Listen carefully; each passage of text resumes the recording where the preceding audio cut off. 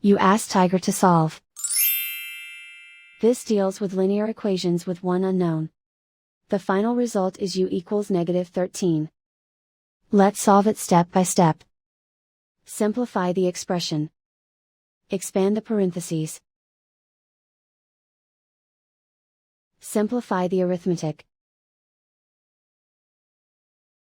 Group all constants on the right side of the equation. Subtract 48 from both sides. Simplify the arithmetic.